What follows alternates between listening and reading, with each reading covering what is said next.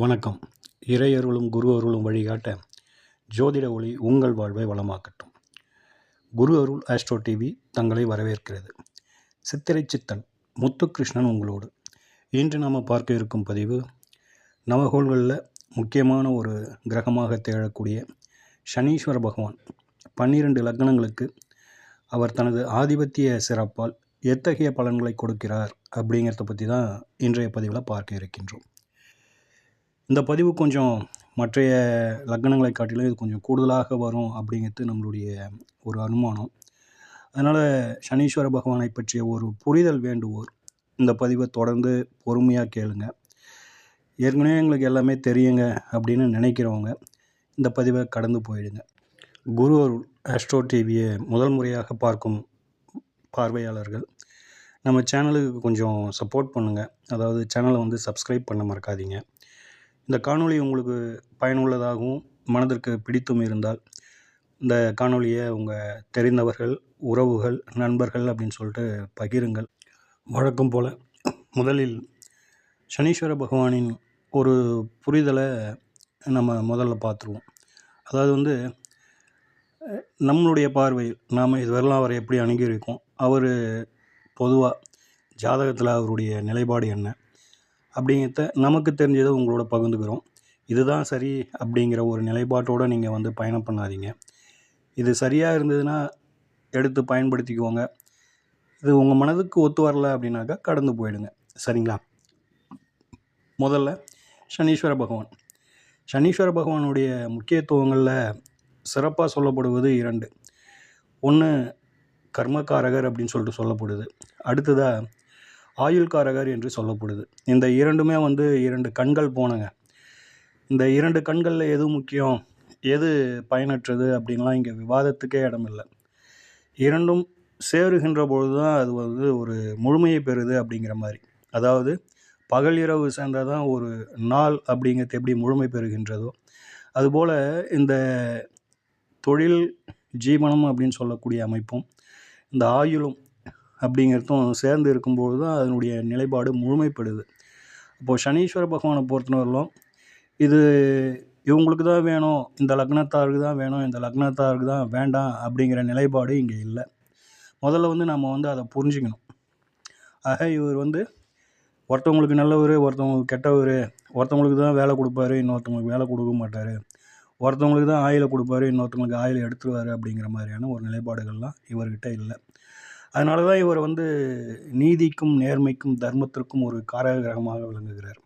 இவர் உச்சம் பெறும் ராசியை பார்த்தோம் அப்படின்னாக்கா தராசு, அந்த துலாம் ராசியில் தான் இவர் உச்சம் பெறுவார். அப்படின்னா அந்த தராசு சீர்தூக்கி பார்க்கறதுக்கு உதவுது. இந்த தராசு எங்கெல்லாம் இருக்குதுன்னு பார்த்தோம் அப்படின்னாக்கா நீதிமன்றங்களில் இந்த தராசை நம்ம பார்க்கலாம். அடுத்ததாக வணிக கடைகளில் வாணிபர்கள் இதை பயன்படுத்துவாங்க. அதாவது நாம் கேட்பது சரியாக கொடுக்கணும் அப்படிங்கிறது தான் அதனுடைய நிலைப்பாடு.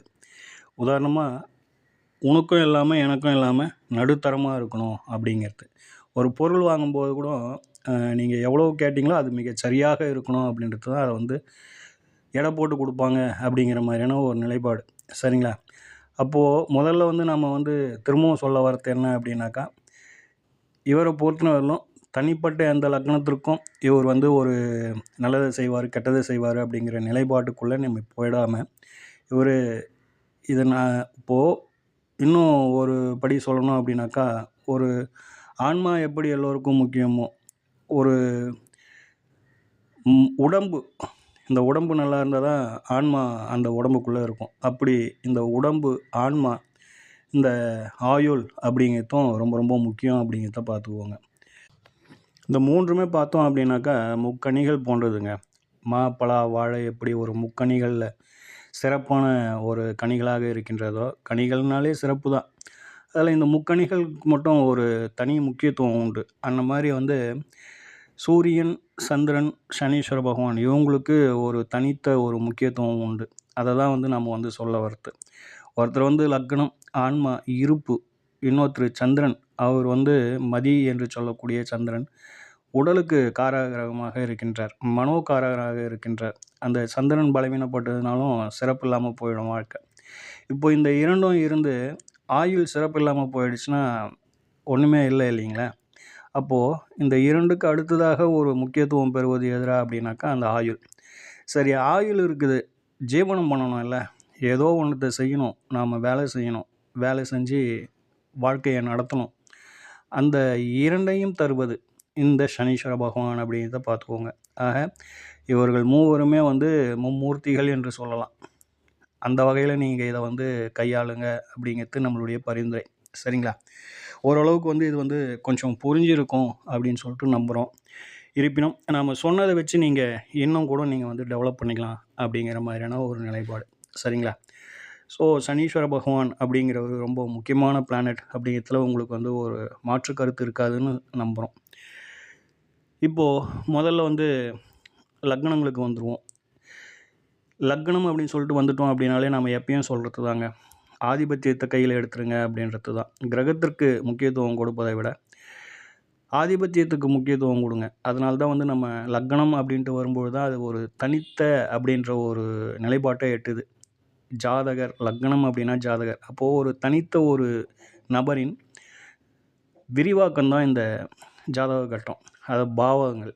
அதில் இவர் நாம் தேர்ந்தெடுக்கின்ற ஒரு கிரகம் என்ன ஆதிபத்தியம் பெற்றிருக்குது, அவர் எத்தகைய நிலையில் இருக்கிறாரு அப்படிங்கிறத நம்ம கையில் எடுத்துட்டோம் அப்படின்னாக்கா அவர் என்ன செய்ய போகிறார், நல்லதை செய்ய போகிறதா, கெட்டதை செய்ய போகிறாரா, நல்லவரா கெட்டவரா, எங்கே இருக்கலாம், யார் கூட இருக்கலாம் அப்படிங்கிறதெல்லாம் நம்ம அடுத்தடுத்த நிலைகளை தொட்டு பார்ப்பதற்கு சிறப்பாக இருக்கும் அப்படிங்கிறத பார்த்துக்கோங்க.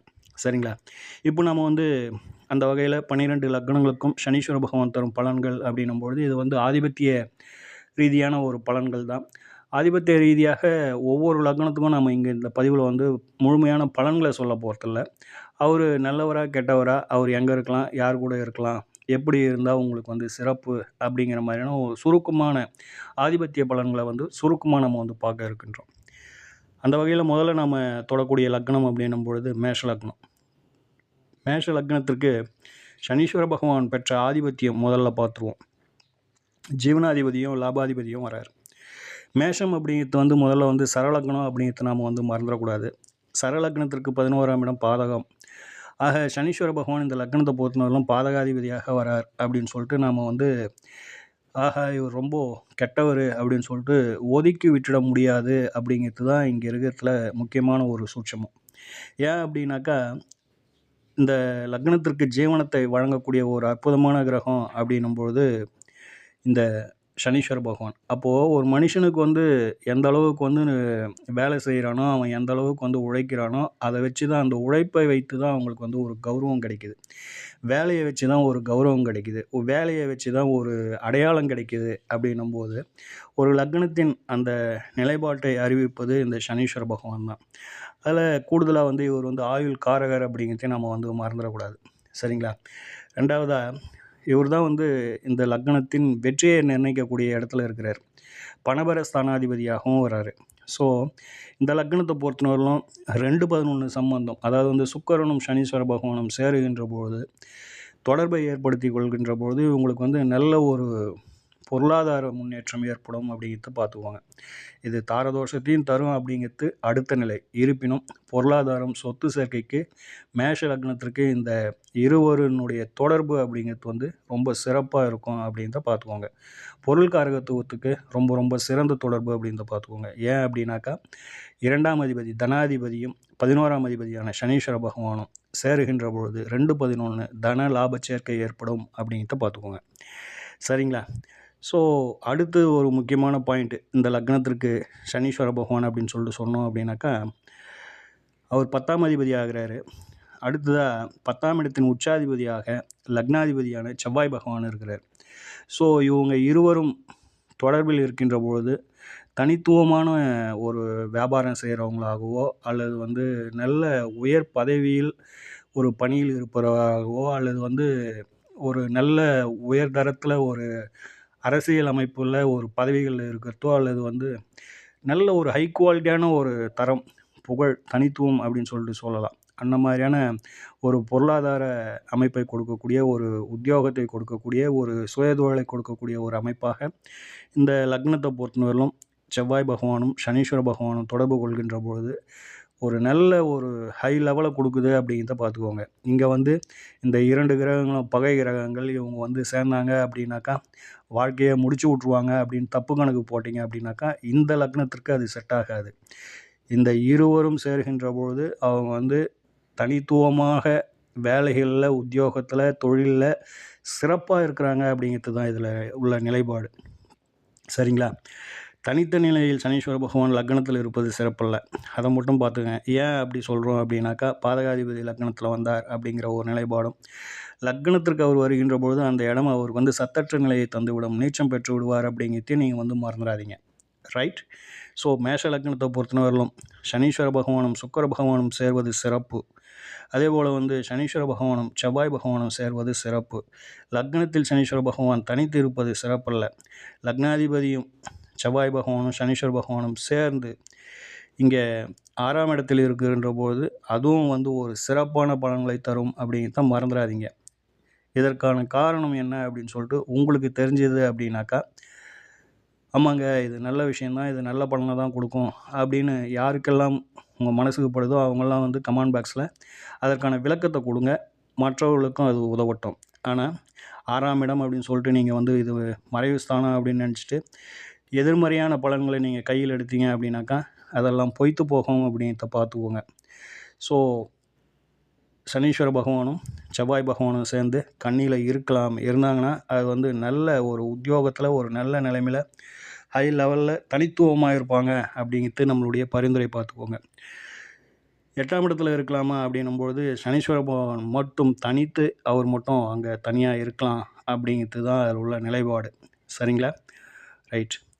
மற்றபடி இவரை பொறுத்தவரையிலும் 4ஆம் அதிபதியோடு சேர்வது கொஞ்சம் சங்கடத்தை கொடுக்கும். ஏன் அப்படின்னாக்கா மேஷ லக்னத்தை பொறுத்தவரையிலும் 4க்கு 8க்குரியவர் ஆயிடுறார் 11ஆம் அதிபதி. ஸோ அது மட்டும் தாயாருக்கும் உடல் உபாதையையும் இது வந்து கொஞ்சம் கொடுத்துரும் அப்படிங்கிற மாதிரியான ஒரு நிலைப்பாடு. சரிங்களா? ஸோ அது மட்டும் கொஞ்சம் சங்கடம் அப்படிங்கிறத பார்த்துக்கோங்க. மற்றபடி மேஷ லக்னத்தை பொறுத்தவரையிலும் பாதகாதிபதி அப்படின்னு நீங்கள் ஒதுக்கி விட்டீங்க அப்படின்னாக்கா உங்களுடைய கணிதங்கள், உங்களுடைய அந்த ஜட்ஜ்மெண்ட் அப்படின்னு சொல்லிட்டு சொல்கிறேன் இல்லைங்களா, அது வந்து ரொம்ப சங்கடத்தை கொடுத்துரும் அப்படிங்கிறத பார்த்துக்கோங்க. ரைட்? ஸோ அதனால் வந்து இந்த செவ்வாய் சனி சேர்க்கை அப்படிங்கிறது மேஷ லக்னத்திற்கு ஒரு பெருத்த யோகத்தை செய்கிறது அப்படிங்கிறது நம்மளுடைய பரிந்துரை. உங்களுக்கு கிடைக்கின்ற ஜாதகங்களில் நீங்கள் ஆய்வு செய்து பாருங்கள். ஆய்வு செய்து பார்த்துட்டு அதுக்கப்புறம் உங்களுடைய தகவல்களை கமெண்ட் பாக்ஸில் பதிவு பண்ணுங்கள். சரிங்களா? அடுத்து நம்ம பார்க்க இருக்கும் லக்னம் ரிஷப லக்னங்க. ரிஷப லக்னத்திற்கு சனீஸ்வர பகவான் ஒரு யோக கிரகமாக வருகிறார். அதாவது வந்து யோகாதிபதி. இந்த யோகாதிபதி அப்படின்னு சொல்லிட்டு சொல்லுகின்ற போது எப்படி இந்த அமைப்பு ஏற்படுதுனாக்கா, ஒரு கேந்திரத்திற்கும் ஒரு திரிகோணத்திற்கும் அதிபதியாக ஒரே கிரகம் வருகிறது என்றால் அது வந்து யோக கிரகம், யோகாதிபதி அப்படின்னு சொல்லிட்டு சொல்லணும். அந்த வகையில் ரிஷப லக்னத்தை பொறுத்தவரையிலும் 9ஆம் இடம் என்பது ஒரு திரிகோணம், 10ஆம் இடம் என்பது ஒரு கேந்திரம். ஆக ஒரு கோணத்திற்கும் கேந்திரத்திற்கும் அதிபதியாகி இந்த லக்னத்திற்கு ஒரு தர்ம கர்மாதிபதி யோகாதிபதியாக திகழ்கின்றார் அப்படிங்கிறதையும் பார்த்துக்கோங்க. ஸோ இவரை பொறுத்தவரையிலும் ரிஷப லக்னத்திற்கு 9ஆம் இடத்தில் இருக்கின்ற பொழுது தர்ம கர்மாதிபதி யோகத்தை சிறப்பாக செய்யும். 10ஆம் இடத்துல இருக்கின்ற பொழுதும் அதே நிலைப்பாடு தான். சரிங்களா? 12ஆம் இடத்துக்கு இவர் போவது அந்த அளவுக்கு வந்து சிறப்பல்ல. ஏன் அப்படின்னாக்கா ஒரு யோக கிரகம் 12ஆம் இடத்தில் மறைகிறது அப்படிங்கிற ஒரு நிலைப்பாட்டை ஏற்றினாலும் அடுத்து அந்த இடத்துல வந்து அது வந்து சத்தற்ற நிலை நீச்சம் பெற்றோம் அப்படிங்கிறத பார்த்துக்கோங்க. ரிஷப லக்னத்தை பொறுத்தவரையிலும் சனீஸ்வர பகவான் எந்த கிரகத்தோடு சேர்ந்தால் சிறந்த பலன்களை கொடுப்பார் அப்படின்னாக்கா புத பகவானோடு சேர்வது சிறப்புங்க. சரிங்களா? என்ன ரீசன் அப்படின்னாக்கா புத பகவான் இந்த லக்னத்திற்கு 2க்கும் 5க்கும் உரியவர் அப்படிங்கிறதுனால 2ஆம் அதிபதியோடு சேர்கின்ற பொழுது பாக்கியாதிபதி தனபாக்கியம் ஏற்படும், குடும்ப பாக்கியம் ஏற்படும் அப்படிங்கிறதுலாம் வரும். 5ஆம் இடம் அப்படிங்கிற போது புத்திர பாக்கியம் ஏற்படும், பூர்வீக பாக்கியம் ஏற்படும் அப்படிங்கிற மாதிரியான ஒரு நிலைப்பாடுகளை எட்டும். சரிங்களா? ஸோ புத பகவான் சனீஸ்வர பகவான் சேர்க்கை ரிஷப லக்னத்திற்கு மிக சிறந்த யோகத்தை செய்யும். ஆனால் இதில் பங்கம் ஏற்பட்டு விடக்கூடாது, பலவீனப்பட்டு விடக்கூடாதுன்னு பார்த்துக்குங்க. சரிங்களா? அடுத்து வேறு யாரோட சேர்ந்தால் இந்த லக்னத்திற்கு சனீஸ்வர பகவான் பெருத்த யோகத்தை செய்வார் அப்படின்னாக்கா, சந்திரனோடு சேருகின்ற பொழுது இது வந்து சிறப்பான யோகத்தை தரும். என்னங்க இது சந்திரனோட சேருகின்ற பொழுது இது வந்து ஒரு புணர்ப்பு யோகம் தானே, இது எப்படி யோகத்தை செய்யும் அப்படின்னாக்கா, 3 10 சேர்க்கை அப்படிங்கிறது வந்து ஒரு முத்ராதித்ய யோகம் அப்படிங்கிறத மறந்துடக்கூடாது நம்ம. இந்த யோகம் அப்படிங்கிறது லக்னத்தில் ஏற்படுகின்ற பொழுது, ரிஷப லக்னமாகி சந்திரனும் சனீஸ்வர பகவானும் லக்னத்தில் இருக்கின்ற பொழுது, அவங்களாம் வந்து ஒரு பெரிய ஹை லெவலில் இருக்கிறாங்க அப்படின்னு உச்சத்தை தொடுறாங்க, வெளிச்சத்தில் இருக்கிறாங்க, பெயர் புகழ் மங்காத செல்வம் அப்படின்லாம் சொல்லக்கூடிய அமைப்பில் இவங்கெல்லாம் வராங்க அப்படிங்கிறது நம்மளுடைய பரிந்துரை.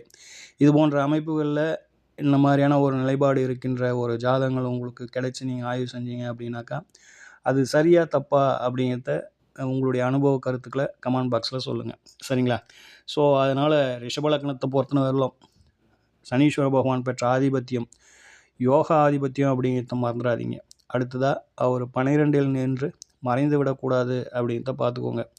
ஸோ இதை பொறுத்தவரையிலும் ஒரு சிறப்பான ஆதிபத்தியங்க.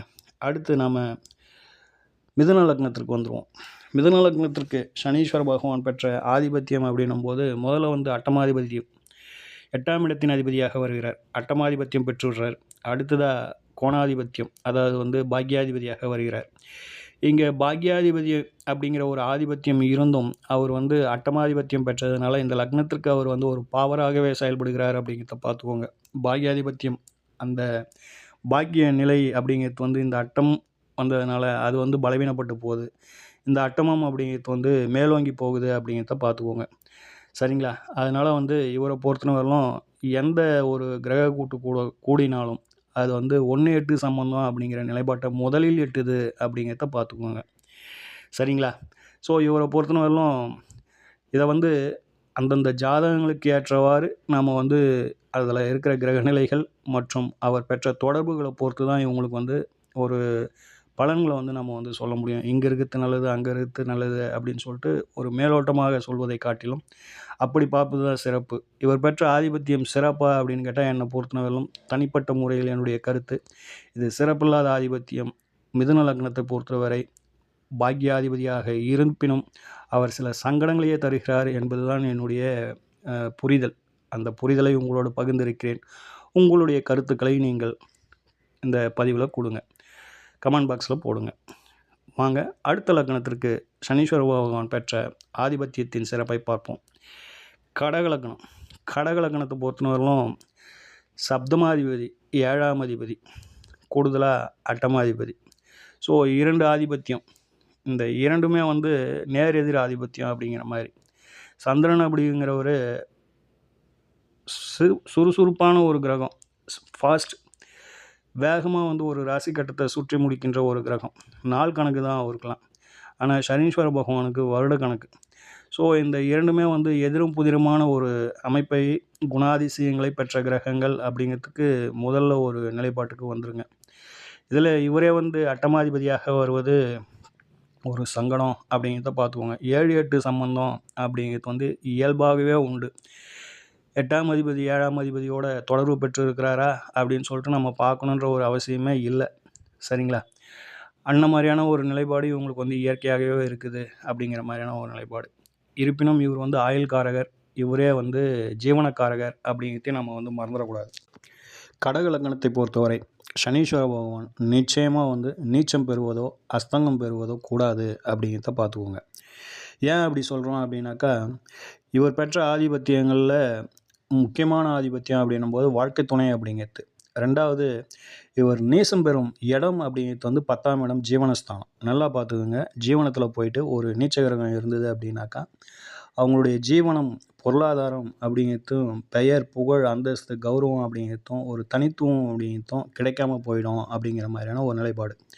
அடுத்ததாக களத்தில் ஸ்தானாதிபதி நீச்சம் அப்படின்ற ஒரு நிலைப்பாட்டை எட்டுகின்ற போது வாழ்க்கை துணை அப்படிங்கிறது வந்து கொஞ்சம் அந்த திருமண வாழ்வு அப்படிங்கிறது வரும், ஒரு கசப்பை தரும் அனுபவமாக அமைந்துடும் அப்படிங்கிறது வந்து நம்ம வந்து புரிஞ்சுக்கணும். இயல்பாகவே வந்து கடக லக்னத்தார்களுக்கு மன வாழ்க்கை அப்படிங்கிறதுல ஒரு மனக்கசப்பு அப்படிங்கிறது இருந்துக்கிட்டே தான் இருக்கும். அதுதான் அவங்களுடைய பிராப்தம்.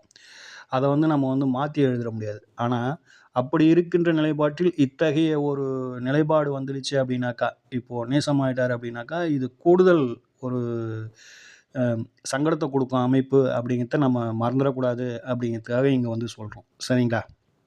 ரைட். ஸோ இவரை பொறுத்தவரையிலும் அடுத்து இவர் யாரோட சேரக்கூடாது அப்படின்றத பார்ப்போம். சுக்கிர பகவானோட சனீஸ்வர பகவான் சேருவது சிறப்பல்ல. ஏன் அப்படின்னாக்கா, அவர் வந்து பாதகாதிபதி, இவர் வந்து அட்டமாதிபதி. அட்டமமும் பாதமும் சேருவது சிறப்பல்ல அப்படிங்கிறத பார்த்துக்கோங்க. அடுத்ததாக இன்னொரு முக்கியமான ஒரு நிலைப்பாடு இங்கே ஒளிஞ்சிருக்குது. என்ன அப்படின்னாக்கா, இவர் 7ஆம் அதிபதி, சுக்கிரன் 11ஆம் அதிபதி. இந்த ரெண்டும் சேருகின்ற பொழுது இது வந்து களத்திர தோஷத்தை கொடுத்துரும் அப்படிங்கிற மாதிரி, ஒன்றுக்கும் மேற்பட்ட திருமண அமைப்புகளை கொடுத்துரும் அப்படிங்கிற மாதிரி. ஆக கடக லக்னத்தை பொறுத்தவரையிலும் சனீஸ்வர பகவான் நீச்சம் பெறுவதும் சிறப்பல்ல, அடுத்ததாக சுக்கிர பகவானோடு சேருவதும் சிறப்பல்ல அப்படிங்கிறது நம்மளுடைய பரிந்துரை. சரிங்களா? இந்த அமைப்பை மைண்டில் எப்பயுமே வந்து ஞாபகத்தில் வச்சுக்கிங்க. அடுத்து நம்ம பார்க்க இருக்கும் லக்னம் சிம்ம லக்னம். சிம்ம லக்னத்திற்கு 6ஆம் அதிபதியாகவும் 7ஆம் அதிபதியாகவும் வராரு. ஒளி கிரகங்கள் என்று சொல்லக்கூடிய சூரிய சந்திர இந்த 2 லக்னங்களுக்கும் இவர் வந்து களத்திரஸ்தானாதிபதியாக வரார். ஒன்றுக்கு வந்து 6ஆம் அதிபதியாகவும் ஒன்றுக்கு 8ஆம் அதிபதியாகவும் வரார். ஆக இந்த சூரிய சந்திர லக்னங்களுக்கு இவர் வந்து திருமண வாழ்க்கை அப்படிங்கிறது வந்து கொஞ்சம் கசப்பு அப்படிங்கிறது இருக்கும் அப்படிங்கிறது வந்து இயற்கை. அது வந்து அப்படியே தான் படைக்கப்பட்டிருக்குது. ஸோ இவங்கள பொறுத்தவரையிலும் பெரிய எதிர்பார்ப்புகள் இருந்துட்டாங்கனாலே பெரிய விஷயம். அதுவே வந்து அவங்களுடைய திருமண வாழ்க்கைக்கு ஒரு சக்ஸஸை கொடுத்துரும். பெரிய எதிர்பார்ப்பு வச்சுருந்தாங்க அப்படின்னாக்கா, அவங்களுக்கு வந்து ஏமாற்றத்தை கொடுத்து அது வந்து மன வாழ்க்கையில் ஒரு திருப்தியை கொடுக்காது அப்படிங்கிற மாதிரியான ஒரு நிலைப்பாடு. சரிங்களா? ஸோ இவர் என்ன பண்ணலாம், எப்படி இருக்கலாம் அப்படின்னாக்கா, 6ஆம் இடத்தில் இருக்கின்ற பொழுது இது வந்து அஷ்யோகம் அப்படின்ற நிலைப்பாட்டை ஏற்றிடும். 7ஆம் இடத்தில் ஆட்சியாகி இருக்கின்ற பொழுது ஒரு நல்ல வாழ்க்கை துணையை கொடுத்துரும் அப்படிங்கிற மாதிரியான ஒரு நிலைப்பாடு சிம்ம லக்னத்தை பொறுத்தவரையிலும். சரிங்களா? 9ஆம் இடத்தில் இருக்கின்ற பொழுது நீச்சம் ஆகிடுவார். பாக்கியஸ்தானம் பலவீனப்பட்டு போகும். தந்தையின் நிலைப்பாடு சங்கடப்படும் அப்படிங்கிற மாதிரியான ஒரு நிலைப்பாடு. இருப்பினும் 7ஆம் அதிபதியும் நீச்சமானார் அப்படின்னாக்கா, அதுவும் வந்து கொஞ்சம் திருமணத்தில் சங்கடத்தை கொடுக்கும் அமைப்பை ஏற்படுத்திடும் அப்படிங்கிறதையும் நம்ம வந்து மறந்துடக்கூடாது. சரிங்களா? அடுத்ததாக 6ஆம் அதிபதி. 6ஆம் அதிபதியாகி அவர் வந்து பலவீனப்படுவது அது நல்லது தான். ஏன் அப்படின்னாக்கா, எதிரிகள் வந்து பலம் குறையிறாங்க அப்படிங்கிற மாதிரியான ஒரு நிலைப்பாடு. இருப்பினும் களத்திர ஸ்தானாதிபதி அப்படிங்கிறவர் இங்கே ரொம்ப முக்கிய பங்காற்றுகிறார். அதனால் வந்து அவர் நீசம் பெறுவது சிறப்பல்ல. 12இல் மறைவதும் சிறப்பில்லைங்க. 12இல் இருக்கும்போது 7ஆம் அதிபதி 12க்கு வரும்போது 12இல் இருந்து 6 பார்ப்பார். ஸோ அதுவும் வந்து அந்த அளவுக்கு வந்து ஒரு சிறப்பில்லாத ஒரு தன்மை. அதாவது வந்து களத்திர ஸ்தானாதிபதி 12க்கு போயிடுறாரு அப்படிங்கிற மாதிரி. ஸோ இந்த 3 அமைப்புகளும் கொஞ்சம் திருமணம் அப்படிங்கிற ஒரு அமைப்புக்கு சங்கடத்தை கொடுக்கும் அமைப்பு அப்படிங்கிறத பார்த்துக்குவோங்க. எந்தெந்த அமைப்பு 6ஆம் இடத்துல இருக்கும்போதும் கொஞ்சம் திருமணம் தாமதப்படும், சங்கடப்படும் அப்படிங்கிற மாதிரி. ஏன் அப்படின்னாக்கா, 7ஆம் அதிபதி தன் வீட்டுக்கு 12ல் போயிடுறார். சரிங்களா? 9ல் இருக்கும்போது நீசமாயிடுறாரு. 12க்கு இருக்கும்போது 7க்கு 6லும் லக்னத்திற்கு 12லும் மறைகிறாரு அப்படிங்கிற மாதிரியான ஒரு நிலைப்பாடு. இதெல்லாம் மன வாழ்க்கையை கொஞ்சம் சங்கடப்படுத்தும் அமைப்பு அப்படிங்கிறத பார்த்துக்கோங்க. மற்ற விஷயங்களில் இது வந்து அந்த அளவுக்கு வந்து ஒரு பெரிய சங்கடத்தை கொடுக்காது அப்படிங்கிறது தான் இதில் உள்ள ஒரு நிலைப்பாடு. ரைட். அடுத்ததாக நம்ம வந்து கன்னியா லக்னத்துக்கு வந்துடும். கன்னியா லக்னத்திற்கு சனீஸ்வர பகவான் அப்படிங்கிற பொழுது பஞ்சமாதிபதியாக வரார் முதல்ல. அடுத்ததாக 6ஆம் இடத்து அதிபதி. 2 ஆதிபத்தியம் இல்லைங்களா? இதில் கோணாதிபத்தியம் இருப்பதனால அந்த 6ஆம் இடத்து ஆதிபத்தியம் அப்படிங்கிறது வந்து கொஞ்சம் அடிபட்டு போயிடும். இது வந்து மேலோங்கி நிற்கும். பஞ்சமாதிபத்தியம் அப்படிங்கிறது வந்து கொஞ்சம் மேலோங்கி நிற்கும். அதனால் வந்து இவர் வந்து ஒரு யோக கிரகமாகவும் சுப கிரகமாகவும் இவர் வந்து இந்த லக்னத்திற்கு பார்க்கப்படுகிறது அப்படிங்கிறது தான் இதில் உள்ள நிலைப்பாடு. ஸோ இவரை பொறுத்தவரையிலும் 8ஆம் இடத்துக்கு போகிறது சிறப்பில்லை. ஏன் அப்படின்னாக்கா, பஞ்சமாதிபதி புத்திர ஸ்தானாதிபதி 8ஆம் இடத்துக்கு போகின்ற பொழுது அதுவே வந்து லக்னப்படி மறையுது. 5, 8 தொடர்பு இது வந்து சிறப்பல்ல. கூடுதலாக அவர் வந்து அங்கே வந்து சத்தற்ற நிலை நீசம் அப்படிங்கிறது. ஸோ இந்த அமைப்பு புத்திரத்திற்கும் பூர்வீகத்திற்கும் கௌரவம், புகழ், அந்தஸ்து அப்படிங்கிற ஒரு நிலைப்பாட்டிற்கும், அடுத்ததாக காதல் கத்திரிக்காய் அப்படின்ற ஒரு நிலைப்பாட்டுக்கும், மகிழ்ச்சிக்கும் இது வந்து வேட்டு வச்சிடும் அமைப்பு அப்படிங்கிறத பார்த்துக்கோங்க. சரிங்களா? அடுத்தது 6ஆம் அதிபதி நீசமாகின்ற பொழுது உத்தியோகம் அப்படின்னு சொல்லிட்டு போனோம்னா கூட அதுவும் வந்து கொஞ்சம் சங்கடத்தை கொடுக்கும். வேலையாட்கள் அப்படிங்கிறவங்க கொஞ்சம் சங்கடத்தை கொடுப்பாங்க அப்படிங்கிற மாதிரியான ஒரு நிலைப்பாட்டை ஏற்றிடும். ஸோ கன்னியா லக்னத்தை பொறுத்தவரையிலும் சனீஸ்வர பகவான் ஒரு யோக கிரகம், சுப கிரகம். அதனால் வந்து அவர் பலவீனப்படுவது சிறப்பல்ல அப்படிங்கிறத பார்த்துக்கோங்க. ரைட். இவரை பொறுத்தவரையிலும் எங்கே இருக்கலாம் அப்படின்னாக்கா, திரிகோணங்களில் இருப்பது சிறப்பு அப்படிங்கிறத பார்த்துக்கோங்க. ஏன்னா ஒரு திரிகோணாதிபதி இன்னொரு திரிகோணத்தில் இருக்கிறது ரொம்ப சிறப்பு அப்படிங்கிற மாதிரியான ஒரு நிலைப்பாடு. ரைட். அடுத்ததா துலா லக்னத்துக்கு வந்துருவோம். துலா லக்னத்தை பொறுத்தவரையிலும் சனீஸ்வர பகவான் அப்படிங்கிற ஒரு ஒரு யோக கிரகம். யோக கிரகம் அப்படின்னு சொன்னோம்னா 4ஆம் அதிபதியாகவும் 5ஆம் அதிபதியாகவும் வரார். ஒரு கேந்திரம், ஒரு திரிகோணம் இரண்டுக்கும் ஒரே கிரகமான சனீஸ்வர பகவானே வராரு. இது வந்து ஒரு யோக கிரகம் அப்படிங்கிற மாதிரியான ஒரு அமைப்பு. யோகாதிபதி அப்படின்னு சொல்லிட்டு சொல்லணும். ஸோ இவரை பொறுத்தவரையிலும் நீச்சம் பெறுவது சிறப்பில்லை அப்படிங்கிறத பார்த்துக்கோங்க. ஏன் அப்படின்னாக்கா, இவர் நீச்சம் பெறும் இடம் அப்படிங்கிறது வந்து களத்திர ஸ்தானம் ஆகிடும். 5ஆம் அதிபதி நீச்சமாவதும் சிறப்பில்லை அப்படிங்கிறத பார்த்துக்கோங்க. சுகாதிபதி நீச்சமாவதும் சிறப்பில்லை அப்படிங்கிறத பார்த்துக்கோங்க. சரிங்களா? சுகம் அப்படின்றது கெட்டு போச்சு அப்படின்னாக்கா, வாழ்க்கையில் வந்து எதுவுமே வந்து சங்கடத்தை அனுபவிக்கும். 4ஆம் இடம் என்பது கல்வியை சொல்லும், தாயாரை சொல்லும், சொத்துக்களை சொல்லும், வாகனத்தை சொல்லும், ஜாதகரின் சுகத்தை சொல்லும். 5ஆம் இடம் என்பது பூர்வீகம், குழந்தைகள், கௌரவம், அந்தஸ்து இதெல்லாம் சொல்லக்கூடிய ஒரு இடம். ஸோ இந்த இரண்டும் வந்து ரொம்ப முக்கியமான ஒரு பங்காற்றுது ஒரு ஜாதகத்தில். அது நீசமாவது சிறப்புங்களா? நீங்களே சொல்லுங்கள். இது தப்பு. சரிங்களா? ஸோ இது சிறப்பல்ல அப்படிங்கிறத பார்த்துக்கோங்க. இவர் யாரோடு சேர்கின்ற போது நல்ல யோகத்தை தருகிறார். ஒரு யோக கிரகமான சனீஸ்வர பகவான் துலா லக்னத்திற்கு யாரோட சேரலாம், யாரோட சேரக்கூடாது அப்படிங்கிறத பார்ப்போம். இவரை பொறுத்தவரையிலும் சந்திரனோட சேரலாம் அப்படிங்கிறது நம்மளுடைய பரிந்துரை. ஏன் அப்படின்னாக்கா, சந்திரன் இந்த லக்னத்தின் 10ஆம் அதிபதி. 10ஆம் அதிபதியும் இயற்கையின் ஜீவனகாரனும் சேருகின்ற பொழுது இது வந்து சிறந்த அமைப்பு. அது அப்படி இல்லை அப்படின்னாலும் 4-10 சிறந்த அமைப்பு, 5-10 ஒரு கேந்திரம், ஒரு கோணம் இது ரெண்டும் சேர்கின்ற போது சிறந்த அமைப்பு அப்படிங்கிறத பார்த்துக்கோங்க.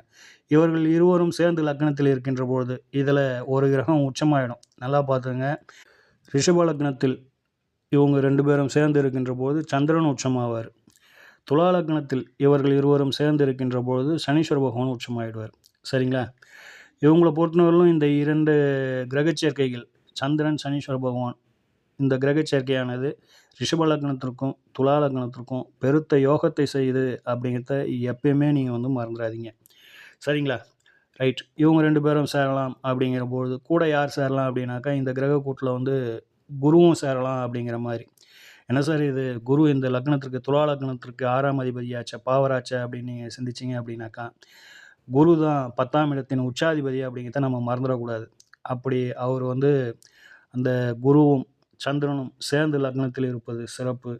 குரு, சந்திரன், சனி மூவரும் சேர்ந்து லக்னத்தில் இருப்பது சிறப்பு அப்படிங்கிறத பார்த்துக்கோங்க. சரிங்களா? இவங்களுக்கு வந்து இந்த கிரக சேர்க்கை பெருத்த யோகத்தை செய்கிறது அப்படிங்கிறத ஞாபகத்தில் வச்சுக்கிங்க.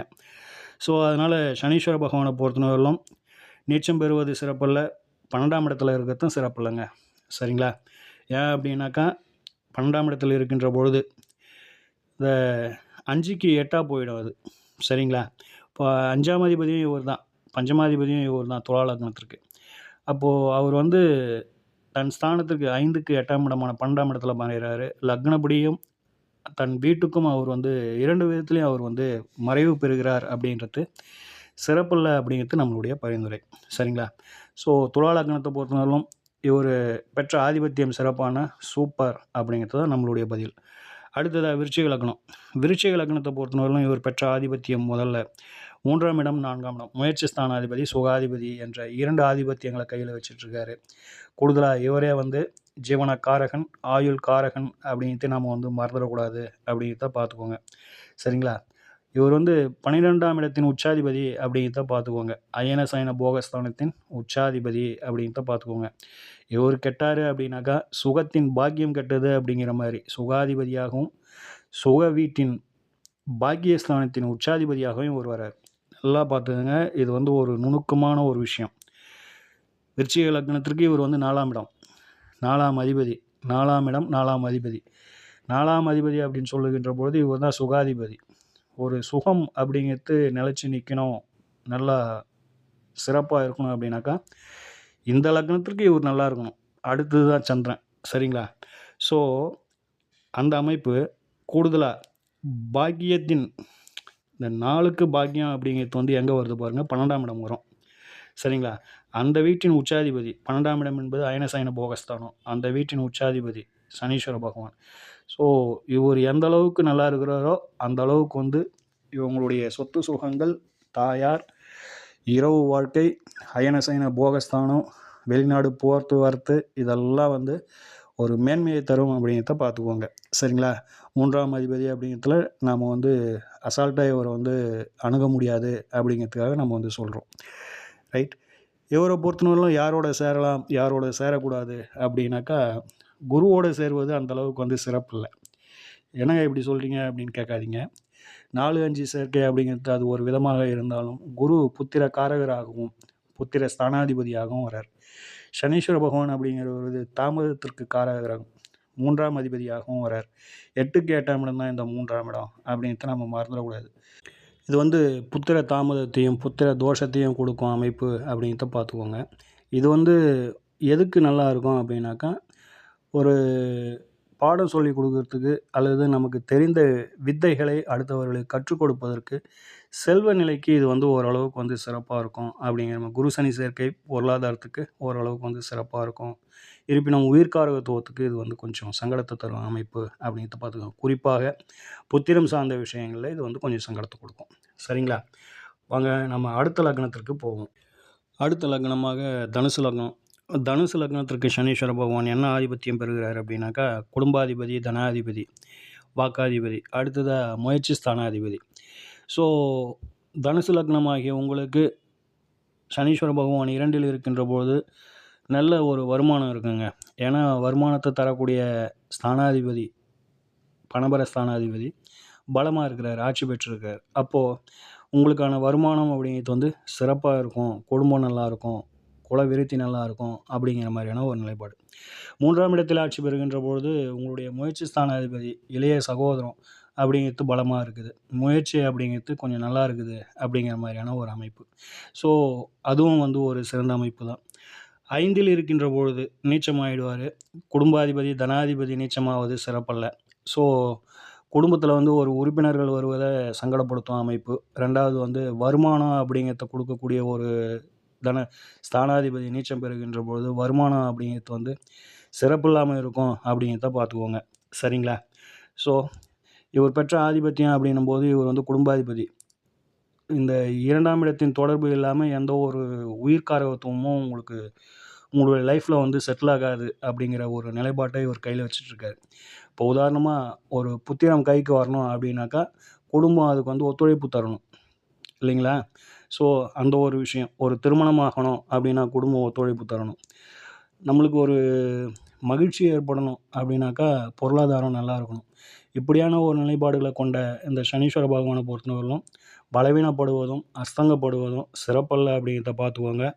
ஏன்னா உயிர்காரகத்துவத்தை கொடுப்பதில் முக்கியமான பங்காற்றுவது அப்படிங்கிறதுல 2ஆம் இடத்துக்கு ஒரு முக்கிய பங்கு உண்டு அப்படிங்கிறத பார்த்துக்கோங்க. சரிங்களா? ஸோ இந்த கோணத்தில் இவரை நீங்கள் அணுகுங்க அப்படிங்கிறது நம்மளுடைய பரிந்துரை. ரைட்.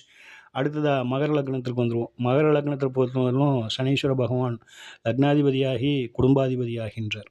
ஸோ லக்னாதிபதி பலவீனப்படலாமா அப்படின்னாக்கா பலவீனப்படக்கூடாது. லக்னாதிபதி மறைவு ஸ்தானங்களில் இருக்கலாமா அப்படின்னாக்கா மறைவு ஸ்தானங்களில் இருப்பதும் சிறப்பல்ல. ஸோ லக்னாதிபதியாகி சனீஸ்வர பகவான் குடும்பாதிபதி ஆகிறதுனால இப்போது 8ஆம் இடத்துல இருக்கிறாருன்னு வச்சுக்கோங்க. மகர லக்னமாகி 8ஆம் இடத்துல இருக்கிறாரு அப்படின்னாக்கா லக்னப்படி இது வந்து சிறப்பில்லை 1. 2வது வந்து லக்னாதிபதி 8ல் இருப்பது சிறப்பல்ல. ஆனால் 2ஆம் அதிபதி 8ல் இருக்கும்போது 2ஆம் இடம் நல்ல பலமாகும். வருமானத்துக்கு அது வழிவகை செய்யுமே தவிர ஜாதகருக்கு கஷ்ட நஷ்டங்களை கொஞ்சம் கொடுத்துக்கிட்டே தான் இருக்கும் அப்படிங்கிற மாதிரியான ஒரு நிலைப்பாடு. சரிங்களா? ஸோ இந்த லக்னத்தை பொறுத்தவரையிலும் மகர லக்னத்தை பொறுத்தவரையிலும் நீச்சமாவதும் சரி, 6, 8, 12 மறையத்தும் சரி, கொஞ்சம் சிறப்பில்லாத தன்மை அப்படிங்கிறது நம்மளுடைய புரிதல். நண்பர்களே, உங்களுடைய அனுபவங்களை நீங்கள் சொல்லுங்கள். பெற்ற ஆதிபத்தியம் அப்படின்னும்போது லக்னாதிபதி அப்படின்னு சொல்லிட்டு எந்த லக்னமாக இருந்தாலும் லக்னாதிபதி அப்படின்னு சொல்லிட்டு வந்துட்டாலே பலவீனப்படக்கூடாது அப்படிங்கிறது தான் நம்மளுடைய பரிந்துரை. அடுத்ததாக கும்பலக்கணத்துக்கு வந்துடும். கும்பலக்கணத்தை பொறுத்தவரை லக்னாதிபதியாகவும் இவர் தான், விரையாதிபதியும் இவர் தான். 1, 12 தொடர்பு அப்படிங்கிறது. இந்த அமைப்பு வந்து பெரும்பாலும் வேறு எந்த லக்னத்திற்கும் பெரும்பாலும் வராது. இந்த லக்னத்துக்கு மட்டும்தான் இந்த மாதிரியான ஒரு அமைப்பு. இதுவே வந்து மேஷ லக்னத்துக்கு எடுத்துக்கிட்டிங்க அப்படின்னாக்கா லக்னாதிபதியாக அட்டமாதிபதி ஆவார். ரிஷப லக்னத்திற்கு எடுத்துக்கிட்டிங்க அப்படின்னாக்கா லக்னாதிபதி 6ஆம் அதிபதி ஆவார். இப்போ இந்த கும்ப லக்னத்துக்கு எடுத்துக்கிட்டிங்க அப்படின்னாக்கா லக்னாதிபதியே விரையாதிபதி ஆகிறார். அப்போது இப்படியும் ஒரு சில அமைப்புகள் உண்டு அப்படிங்கிறத நம்ம வந்து மனசில் வச்சுக்கணும். சரிங்களா? ஸோ இதுவும் வந்து கொஞ்சம் சிறப்பில்லாத ஆதிபத்தியம் அப்படிங்கிறத பார்த்துக்கோங்க. ரைட். ஸோ இதுக்கு மாற்று உபாயங்கள் எதனா அப்படின்னாக்கா 2/11க்குரிய குரு பகவான் இல்லைங்களா? இந்த லக்னத்துக்கு 2/11க்குரிய குரு பகவான் அவர் எந்த அளவுக்கு வந்து சீரும் சிறப்போடும் இருக்கிறாரோ அந்த அளவுக்கு வந்து இந்த ஜாதகத்தின் மேன்மை உயரும் அப்படிங்கிறத பார்த்துக்கோங்க. இவரை பொறுத்தவரையிலும் குரு பகவானுடைய நிலைப்பாடு ரொம்ப ரொம்ப முக்கியம் அப்படிங்கிறத பார்த்துக்கோங்க. ஸோ இந்த லக்னத்திற்கு குருவோடு சேருவது ரொம்ப ரொம்ப சூப்பர் அப்படிங்கிற மாதிரியான ஒரு நிலைப்பாடு. ஏன் அப்படின்னாக்கா 1 2 சேர்க்கை அல்லது 1 11 சேர்க்கை அப்படிங்கிறது வந்து கொஞ்சம் சிறப்பான யோகத்தை கொடுக்கும். ரெண்டுமே வந்து பணபரஸ்தானம், ரெண்டுமே வந்து ஒரு சுபகிரகம் அப்படிங்கிறத பார்த்துக்கோங்க. சரிங்களா? ரைட். அடுத்ததாக வேறு யாராவது சேரலாம் அப்படின்னாக்கா இந்த லக்னத்திற்கு முழு யோக கிரகமான சுக்கிரனோடு சேருவது ரொம்ப சிறப்பு தரும் அப்படிங்கிற மாதிரியான ஒரு நிலைப்பாடு. ஏன் அப்படின்னாக்கா ஒரு கேந்திரத்திற்கும் ஒரு திரிகோணத்திற்கும் அதிபதியாக இந்த சுக்கிர பகவான் வரார். ஸோ கும்ப லக்னத்திற்கு இது சனீஸ்வர பகவான் யாரோட சேருவது சிறப்பு அப்படின்னாக்கா இங்கே சுக்கிரனோடு சேருவது, சுக்கிரனோடு தொடர்பில் இருப்பது சிறப்பு அப்படிங்கிறத பார்த்துக்கோங்க. இங்கே புத பகவானை நம்ம கையில் எடுத்தோம் அப்படின்னாக்கா பஞ்சமாதிபதியாகவும் அட்டமாதிபதியாகவும் வந்துடுவார். இங்கே அட்டமாதிபத்தியம் இருக்கிறதுனால பஞ்சமாதிபத்தியம் அடிபட்டு போகும் அப்படிங்கிறத மறந்துடாதீங்க. இவர் ஆல்ரெடி வந்து 12ஆம் அதிபதி, இவர் அட்டமாதிபதி அப்படிங்கிற ஒரு நிலைப்பாட்டை எட்டுகின்ற பொழுது இது ரெண்டும் வந்து கொஞ்சம் சங்கடத்தை கொடுத்து அதுக்கப்புறம் தான் அது வந்து கொஞ்சம் ரிலீஃபை கொடுக்கும் அப்படிங்கிற மாதிரியான ஒரு நிலைப்பாட்டை எட்டிடும். சரிங்களா? ஸோ இவங்களுடைய புத்திரம், இவங்களுடைய காதல், இவங்களுடைய நிலைப்பாடு இதெல்லாம் வந்து குருவின் நிலைப்பாட்டை பொறுத்து தான் இந்த ஜாதகத்தின் மேன்மை இருக்குது. ஏன் அப்படின்னாக்கா இந்த லக்னத்திற்கு குரு வந்து ஒரு சுபகிரகமாகவே நம்ம வந்து பார்க்கலாம். இயற்கை சுபராகவே நம்ம வந்து பார்க்கலாம். ஸோ அது என்ன செய்யும் அப்படின்னாக்கா அவருடைய சுப பார்வைகள், அவருடைய தொடர்புகள் அப்படின்னு சொல்லிட்டு வருகின்ற பொழுது ஒரு நல்ல மேன்மையை தரும் அப்படிங்கிற மாதிரியான ஒரு நிலைப்பாடு. இதில் 7ஆம் அதிபதியான சூரிய பகவானை பொறுத்தவரையிலும் குருவோடு தொடர்பு கொள்வது சிறப்பல்ல. ஏன் அப்படின்னாக்கா 7-11 தொடர்பு இங்கே வந்து களத்திர தோஷத்தை கொடுத்துரும் அப்படிங்கிற மாதிரியான ஒரு நிலைப்பாடு. ரைட். இதையும் நம்ம வந்து கருத்தில் வைத்து கொள்ள வேண்டும் அப்படிங்கிற மாதிரியான ஒரு நிலைப்பாடு. காதல், கத்திரிக்காய் இதெல்லாம் வந்து இவங்களுக்கு வந்து கொஞ்சம் சிறப்பில்லாத ஒரு தன்மையை கொடுக்கும் அப்படின்ட்டு நம்ம வந்து மறந்துடக்கூடாது. ரைட். அடுத்ததாக கடைசி லக்னம் மீன லக்னத்திற்கு வந்துடுவோம். மீன லக்னம் அப்படின்னு சொல்லிட்டு சொல்லுகின்ற பொழுது சனீஸ்வர பகவான் பெற்ற ஆதிபத்தியம் அப்படிங்கிறது 11 மற்றும் 12 லாபாதிபதியாகவும் விரையாதிபதியாகவும் அயன சயன போக ஸ்தானாதிபதியாகவும் சனீஸ்வர பகவான் திகழ்கின்றார் அப்படிங்கிற மாதிரியான ஒரு நிலைப்பாடு. அடுத்ததாக இவரே வந்து அட்டமஸ்தானத்தின் உச்சாதிபதி அப்படின்ட்டு நம்ம மறந்துடக்கூடாது. அட்டமஸ்தானத்தின் உச்சாதிபதி இந்த சனீஸ்வர பகவான் அப்படின்ட்டு நம்ம வந்து கணக்கில் வச்சுக்கணும். ஸோ விரையாதிபத்தியம் இங்கே வந்து இருக்குது, லாபாதிபத்தியம் இங்கே இருக்குது. 2ஆம் இடத்துல வந்து இவர் இருந்தார் அப்படின்னாக்கா நீச்சமாகிடுவார். சத்தற்ற நிலை. குடும்பஸ்தானத்தில் ஒரு நீச்ச கிரகம் இருப்பதோ, வருமான ஸ்தானத்தில் ஒரு நீச்ச கிரகம் இருப்பதோ சிறப்பில்லை அப்படிங்கிறத பார்த்துக்கோங்க. இப்போது 11ஆம் அதிபதி அப்படின்னும் போது இதுவும் வந்து ஒரு பணபரஸ்தானம். 2ஆம் இடமும் ஒரு பணபரஸ்தானம். ஆனால் ஒரு பணபரஸ்தானாதிபதி இன்னொரு பணபரஸ்தானத்தில் இருப்பது சிறப்பு. அது பொருளாதார மேன்மையை கொடுக்கும். ஆனால் இங்கே பலவீனப்பட்டதுனால அது வந்து இன்னும் சங்கடத்தை கொடுக்கும். குடும்பத்தில் குடும்ப தோஷமாக்கிடும் அப்படிங்கிற மாதிரியான ஒரு நிலைப்பாடு. சரிங்களா?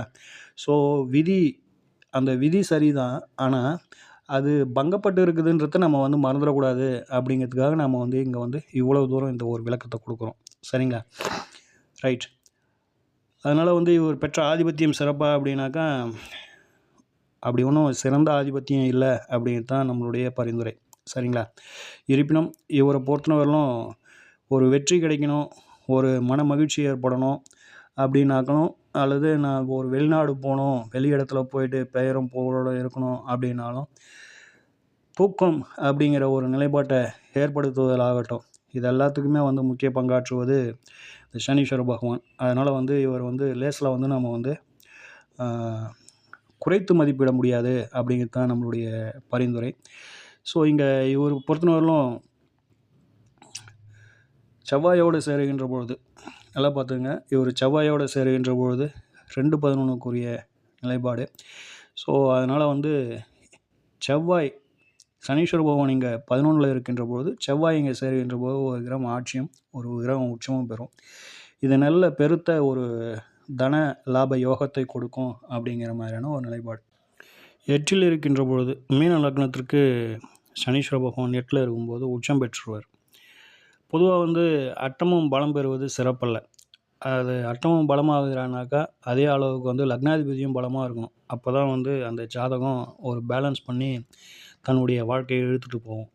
இல்லை அப்படின்னாக்கா அது கொஞ்சம் ஏற்றத்தாழ்வுகளை சந்திக்க வேண்டியிருக்கும், கஷ்ட நஷ்டங்களை சந்திக்க வேண்டியது இருக்கும்.